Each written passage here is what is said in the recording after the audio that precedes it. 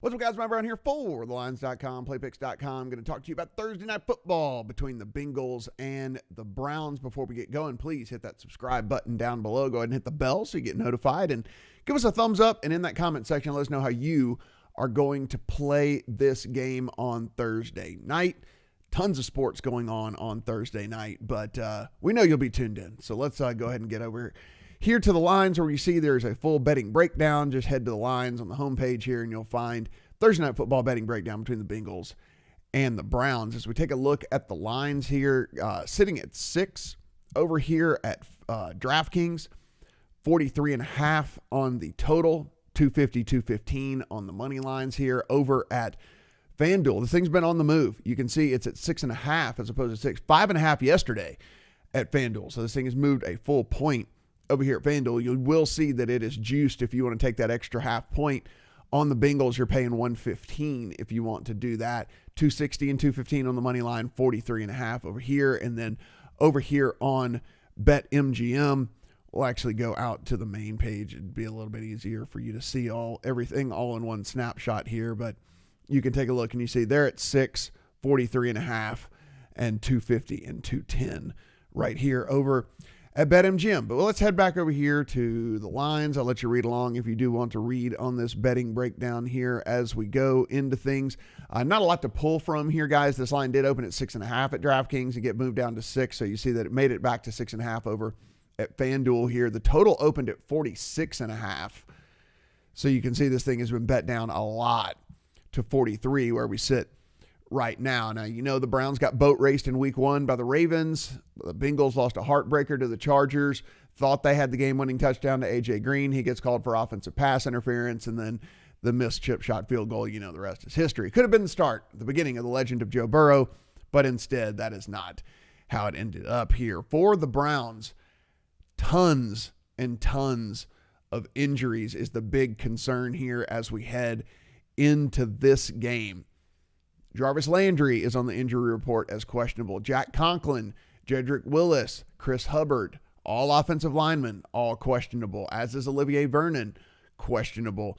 Corners Greedy Williams and Kevin Johnson are already ruled out. Linebacker Jacob Phillips already ruled out. David Njoku moved to the IR. So tons and tons of injuries here for the Browns. On the Bengals side of the ball, not a lot better. Starting right guard is out for the Bengals. Defensive tackles, Geno Atkins and Mike Daniels are both out as well. A couple of other players are questionable as they head into the game. So this game is right out of the gates here. Tons of injuries to be worried about whenever we look at how we're going to kind of try to break this thing down and handicap the game moving into this. So on the Bengals side of the ball here, guys, I mean, really we're looking at Joe Burrow. You watch back that tape, and in his first game, there was things to be very excited about if you're a Bengals backer, if you're a Bengals fan, or if you just want to back the Bengals in this game. That being said, he has got to be more accurate on the deep ball. He was very, very accurate on the deep ball at LSU at college last year, but missed John Ross on a wide open touchdown. A couple of other balls that, you know, look, they're tough throws, but he's an NFL quarterback, right? I mean, and deep balls were certainly something he excelled at a year ago in college and missed some of those throws in the NFL. First game against NFL talent. We're not going to hold it against him, but still just something he's going to need to be cognizant of as he moves forward here. Only a week into the season. However, this kind of stood out to me. It was a little bit shocking. As you would imagine, the offense not graded very well by our friends over at Pro Football Focus. The Bengals graded out as the 26th best offense in the league. However, the defense graded out as 7th overall, which I thought was pretty interesting there. Now, of course, two big defensive tackles are going to be missing from this game. So, again, we're only a week into the season, smallest of small sample sizes. That being said, pretty interesting that the Bengals came out graded 7th overall in defense. Now, on the Brown side of the ball here, guys, looking Baker Mayfield, as we know, bad game against the Ravens, but I'm trying not to overreact, and I don't want you guys to overreact to 1 week of football here whenever we're looking at the Ravens that could be very well the best team in the NFL. I mean, it's going to be them or the Chiefs, right? I mean, more likely than not, one of those two teams. And so for them to get beat down by one of the best teams in the NFL is not the worst thing in the world. You know, I mean, what was worse is if you bet on them, the Browns in that game, which, oh, by the way, I did. I had to buy off of that bet Week 1, +8. Immediately saw that wasn't going to work out, so I bought off of that one. But Baker Mayfield just 4.8 yards per attempt in that game. That is actually concerning no matter who you're playing, no matter what's going on. Odell only 3 for 22 in that game, 3 catches for 22 yards in that game. They found a little bit of success on the ground. However, Kareem Hunt went for 72 yards on the ground. Nick Chubb went for 60 yards on the ground. So if you want to look for a bright spot that came out of that, that's kind of how we could look at that. I'll scroll a little bit if you want to continue to read along here. So, I mean, really, as we head into this one, what are we looking for here? Can Joe Burrow be a little bit more accurate? How is he going to be able to handle the quick turnaround here as a rookie on the Brown side of the ball? How bad are these injuries that is literally a laundry list and on both sides of the ball? How is this going to affect this team as we move into the second game of the season? Secondly, how is Baker Mayfield going to bounce back? I mean, there was a ton of negative press about him this week. We know that he was reading the stuff. We know he was hearing it. Everybody claiming that he's actually not any good. So lots kind of that we all can't control kind of heading into this game as well. But let's take a look at how we might go about this thing, right? So let's go over here. We said it's 43.5 at all 3 books, so no big deal there. So I'll just go over here to DraftKings, and let's make a case for the over if we want to play the over in this game at 43.5. Right out of the gate, a case for the over, pretty easy. Injuries galore, right? We just talked about it. What if Jarvis Landry can't go, and it seems like he might not be able to go? We already know about the defensive injuries on the Bengals side of the ball. We know about the defensive injuries on the Browns side of the ball. What if, I mean, look, not likely all 3 offensive linemen aren't going to sit for the Browns, but what if 2 of them do? What if even one of them does? I mean, Jack Conklin was one of the biggest pickups of the offseason.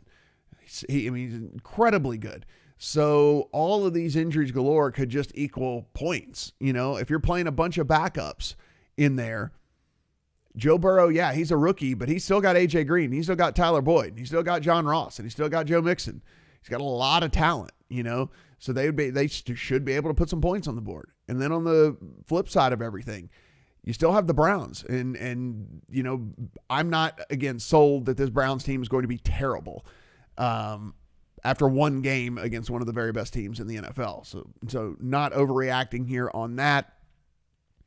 So, again, case for the over. All these injuries, equal points, playing against backups, still NFL players out there. So let's make a case for the under here at under 43.5. And, you know, this is a big concern. And, you know, y'all, if you've been watching this channel for a couple of years now, you know me. I'm not trends guy at all. And I don't even think this is a trend. I think this is just kind of makes logical NFL sense. This is Joe Burrow in his second game in the NFL, and he's having to do it coming off of a kind of a heartbreaking loss and on a short week. So he has to turn right around and play his second ever NFL game on a Thursday night. So limited prep. There's limited prep anyway with the way that the COVID kind of kept these teams from, 1, any preseason work and the practice schedule and different things like that. And then 2, he's heading into a short week game in his second week in the NFL ever. So maybe it's just going to be too much for him to handle. Maybe there won't be as many points scored if you're kind of wanted to lean towards the under in this thing, because Joe Burrow, hey, look, he's going to be good. I believe he's going to be good in the NFL, but still a second start, still a second week. We know that it's a hard turnaround on veteran quarterbacks, much less a rookie quarterback. Another case for the under here could be, okay, what if Jarvis Landry does sit out here? What if there really is chemistry problems between Baker Mayfield and Odell Beckham? I mean, they have really, really struggled to have any sort of meaningful impact on the offensive side of the ball for this. What if this, and also on the underside of things here, what if this offensive line, what if all 3 guys do by the time this kicks off? And, you know, we get injury report 90 minutes before the game, so we're going to be paying attention very, very closely to that. What if they all decide to sit? Short week, not enough time to get healthy, and we look up and boom, he's playing with a patchwork offensive line.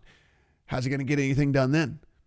Even with the backups, on the defensive line there for the Bengals. So, case for the under could just be, not only would Joe Burrow kind of this spot be a little bit too big for him, but man, just too much too soon on Baker Mayfield on this turnaround as well from an injury standpoint from the offensive line and skill personnel in Jarvis Landry. So case for the over, case for the under. Hopefully if you're leaning one way or the other, that'll help you kind of like talk your way through it as to how we're looking at things. Let's look at player props, guys. And this, to me, with everything we know as we record this, again, we will know a whole lot more 90 minutes before kickoff whenever the official injury report comes out.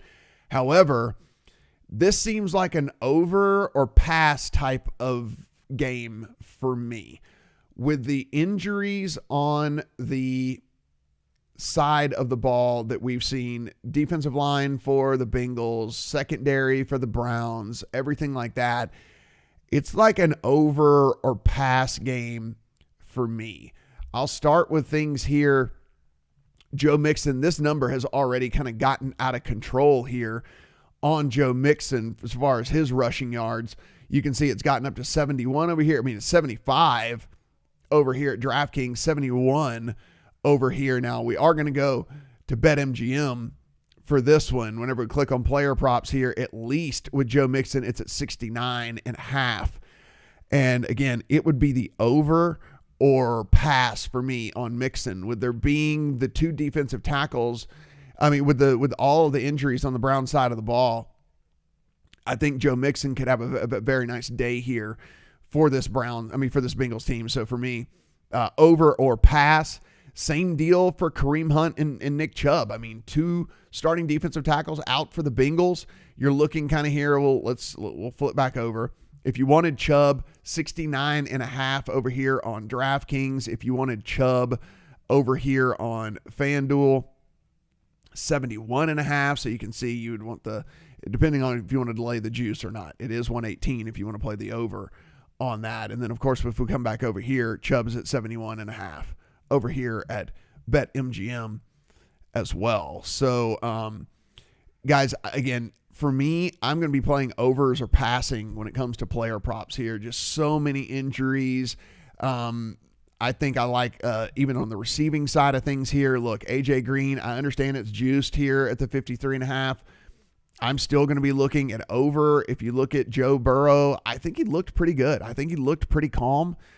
I think he looked like an NFL quarterback, and AJ Green, it's 56.5 over here on FanDuel.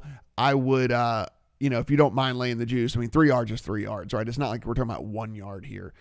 But again, 56.5 over here on FanDuel. You saw some rapport there between AJ Green and Joe Burrow. And if you look at kind of how this is going to go, how this should play out, again, two starting corners out for the Browns. So you would think that they would like to attack through the air. You would think that they would go at these backup corners. And so again, it would be overs on AJ Green, even Tyler Boyd at 50.5, or pass for me. No way I'm going to be playing the unders in this type of situation where they're going up against backup cornerbacks. I think that there's just no way for me to back the under in those situations really at all. And the other ways you can kind of play these, you can play these as well as game props, halves, quarters. So just be sure, if you like the full menu, be sure and go down and take a look at all of these as to different ways you might can attack this game. I typically just go into the player props and come in here and bet these just like this. But overs on rushing totals, overs on receiving totals, or pass for me. I even like an over on Joey Burrow rushing here at 23.5. I think there's a pretty good chance that he takes off a few different times in this game as well. So overs or pass for me on that, guys. As far as the game line itself, I think there's a bit of an overreaction here to the Browns getting boat raced. This thing was at 5.5 yesterday, so I made a small play on the Browns at 5.5. As you can imagine, 6 being, kind of a little bit of a key number. At 6, I still don't hate it, but obviously not near as appealing as if the thing was at 5.5. Maybe the thing bobbles back down. I mean, it's a standalone game. Money could be coming in all over the place here. Maybe we'll get some Bengals backers in this game here. But listen, at the end of the day, the Browns, talent-wise, it's there, right? It's just putting it all together. And again, new coaching staff, maybe they needed to kind of work some things out over there as well after week 1. And for me as well, again, rookie quarterback, short turnaround here. I just think it might be a little bit too much too soon for Joe Burrow and the Bengals. So I'm actually going to be laying the points with the Browns. Like I said, got it at 5.5, but here at 6, I still don't hate the bet. Would be going with that. As far as the total, I'm sticking away from it. I'm just betting on player props. I'm betting on there being stats, and I don't know if there will necessarily be points. Will they be able to punch it in the end zone every time that they're moving the ball up and down the field? I don't know with that. This total sitting now, if had it been up at 46.5 where it opened, I probably would come in on the under. I didn't get to it in time, and now that it's kind of settled here at 43.5, it seems about fair to me. Maybe now at this point I would play an over or pass because, under that, the number of 44 there, but didn't get the best number on this one, so probably just a pass for me. Betting on stats, not necessarily betting on points for this one.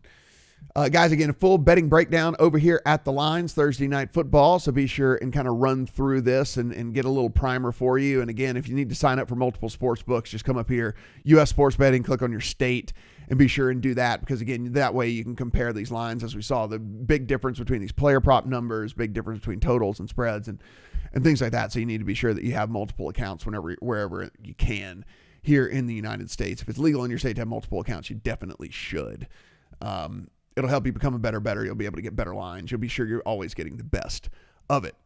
Not a ton of action for me on this game tonight, guys. A lot of unknowns heading into this one. All these injury situations. I don't want to give you a bunch of BS here and just say like, oh, I'm 5-star lock of the year on stuff like this because let's be honest. There's a lot of uncertainty with this. The rookie quarterback on the road, short week, tons of injuries for the Browns, tons of injuries for the Bengals. There's just a lot of things here that I'm not really, as we sit here week 2, going to tell you that you should put your hard-earned money on. So a few small plays here, and we'll be looking forward to attacking NFL Sunday and Monday Night Football a little bit better as we move into the week. Good luck on all your bets here in week 2.